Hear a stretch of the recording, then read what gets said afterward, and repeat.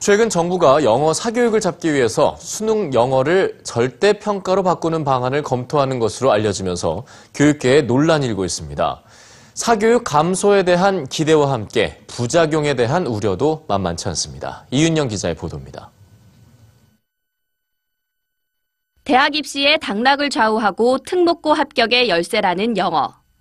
사교육 시장에서 영어가 차지하는 비중은 갈수록 커지고 있습니다. 모국어가 아니고 남의 나라 언어이기 때문에 아무래도 애들을 키워보니까 어릴 때부터 접할수록 그 언어는 훨씬 더 빨리 받아들이더라고요.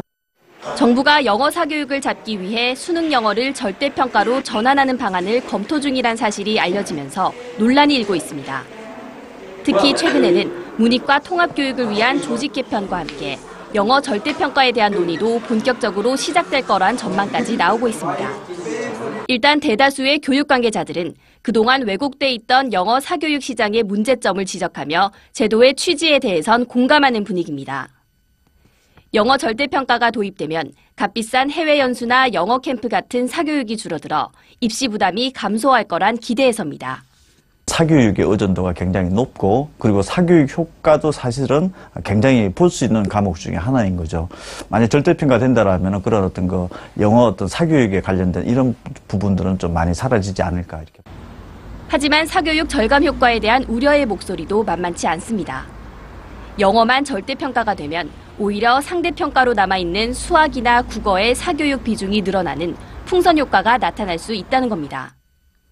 수능에서 여전히 다른 학생들과 경쟁을 해야 하는 상황에서 줄어든 영어 사교육 수요는 결국 다른 과목에 대한 사교육으로 이어질 수 있기 때문입니다. 또 실제 입시에서는 대학들이 영어로 논술이나 면접을 볼 수 있기 때문에 제도가 실효성을 갖기 위해선 이에 대한 정책적인 보완이 필요하다는 제언도 나옵니다.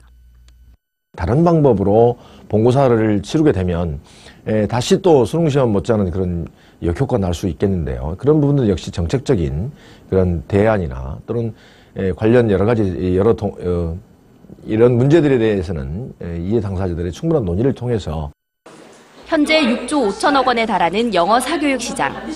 과열된 사교육 시장을 바로잡기 위한 영어 절대평가 제도가 공감을 얻으려면 무엇보다 학부모와 교사, 학생 등 교육 당사자들의 충분한 논의가 우선돼야 한다는 지적입니다. EBS 뉴스 이윤영입니다.